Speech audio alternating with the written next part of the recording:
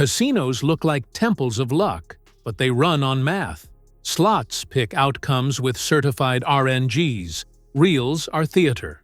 Near-miss displays keep you hoping. Your coin-in feeds theoretical models that price comps and offers. At tables, shufflers and procedures control the game's rhythm. Tonight, we'll open the black box, the algorithms, rules, math, and controls that quietly decide your fate long before you pull a lever or place a chip. First, the ground rules. Regulators require slot outcomes to be available at wager initiation. Audited RNGs make that happen. Psychology makes losses feel close, encouraging play. On the back end, your average bet, speed, and hours predict theoretical loss, the number behind comps. And at tables, shuffle machines and tighter procedures reshape the pace, not the posted rules. Let's unpack each layer, fact by fact, to see how math, not magic, powers the floor. Slots 101. RNG and Fairness Rules. On a modern slot, the reels are theater. The outcome is chosen by the game's random number generator, RNG, and then displayed as spinning symbols. Regulators require secure code, verified software, and logged game histories so disputes can be reconstructed. In Nevada, Technical Standard 1 mandates things like protected program memory, authentication of control software, and storage, chalky recall of recent outcomes. It even requires a check of the random number generator outcome before the result is shown, so a corrupted state can't produce an invalid win or loss. Independent labs, GLI, certify device randomness and integrity before games go live. Jurisdictions lean on these technical baselines, so luck isn't just a promise, it's auditable. Finally, casinos and players are both bound by device rules. Casinos can't alter certified math on the fly, and players can't use external devices to gain an edge. In short, slots must run a tested RNG, keep tamper-evident software, and record what happened, spin by spin, so regulators can verify fairness after the fact. Near miss in psychology. Why so close feels like almost won. A near miss is a loss that looks close to a win. Two jackpot symbols lock into place, and the third just misses. Behaviorally, near misses motivate continued play more than ordinary losses, which is why they loom so large in gambling stories. Neuroscience helps explain the pull. fMRI work shows that near misses recruit parts of the brain's reward circuitry that also respond to wins, especially in people prone to gambling problems. In other words, almost can light up the same motivational systems that winning does, even when the payout is zero. That doesn't mean machines are illegally faking wins. Regulated slots still use certified RNGs that can land any allowed outcome. But the presentation of losses that feel close is psychologically potent, and casinos know that the roller coaster of almost wins keeps players engaged. The lesson for viewers is simple. Your brain is wired to treat progress signals as encouragement, and near misses are progress illusions in a game of chance. Understanding that effect before you sit down can help you keep emotional distance when the reels stop just shy of a payday. RTP, hold and volatility. The math behind your money. Two numbers tell the slot machine story. RTP, return to player, and hold.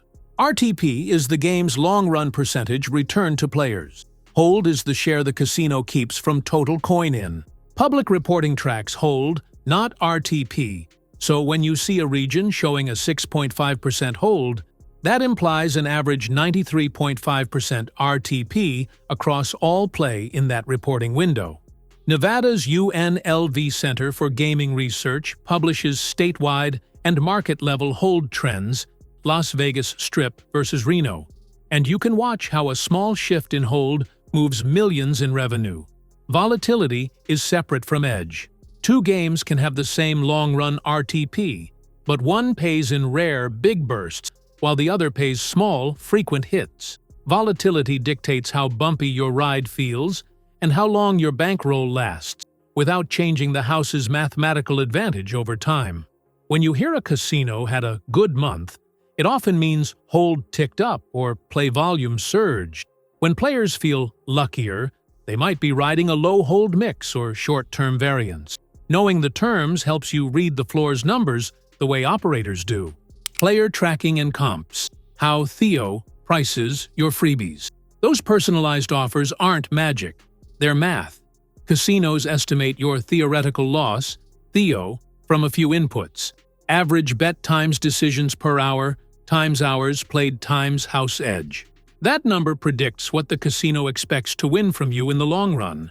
And comps, free rooms, meals, promo chips, are typically a percentage of Theo. Play faster or longer, or choose a higher edge game, and your tier climbs, unlocking richer offers regardless of whether you won or lost tonight. On slots, connected accounting systems aggregate coin in and game type to estimate Theo. At tables, player rating plus game rules drive the estimate. Operators then segment customers and send reinvestment accordingly. This is the algorithm of hospitality. You feel seen because the database knows your historical pace and preferences, and it forecasts the value of your next trip. Remember, comps don't beat the edge. They monetize it.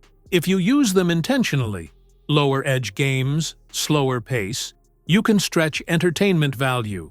But the math of Theo is always steering what lands in your inbox. Table systems and shufflers, controlling pace, not just cards. Blackjack's continuous shuffling machines, CSMs, don't change posted rules like payouts or dealer stands, they change the flow.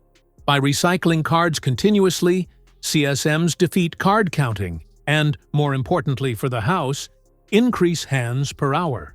More hands at the same edge mean more expected win for the casino per hour. Simulations even suggest the cut card effect disappears with CSMs, slightly nudging the basic strategy house edge down, but the sheer speed overwhelms that tiny benefit.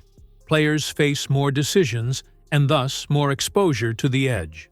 On roulette and other table games, procedure and timing, e.g., strict no more bets enforcement, are the algorithm.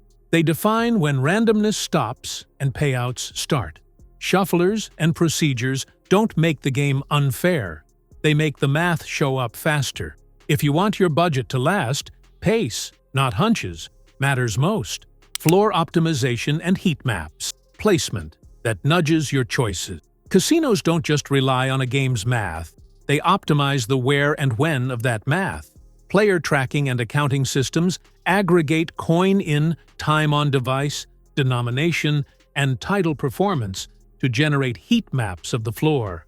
Which banks attract traffic, which aisles convert walk-bys, which themes earn at night versus daytime. Operators then test layouts like a supermarket would, moving high performers to end caps, rotating weaker titles out, clustering similar volatility profiles, or mixing frequent small hits beside big burst games to catch both moods. They also tune denomination mixes, pennies, multi-denim, $1, and payable variants that are already certified. No on-the-fly rigging, so the long-run hold stays within policy while the feel of play matches the crowd. Visibility, sound, and signage are part of the algorithm too. Louder cabinets and brighter toppers live where attention peaks. Quieter, high-denim games sit deeper for regulars. Some teams even A/B test bank angles, chair spacing, and sightlines from the pit or bar to raise sit-down rate important. None of these changes the RNG outcome once you press spin. It changes which machine you choose, how long you stay, and how fast you play. The levers that decide how quickly the house edge expresses itself. In casino design, placement is persuasion. Luck is the story you hear. Math is the script backstage. RNGs, near-miss design, hold, volatility, comps, shufflers, and floor heat maps guide what you feel and when you spend. Play for fun, pace your bets, set a stop. Because in casinos, the algorithm always gets paid. Not luck. Design and discipline.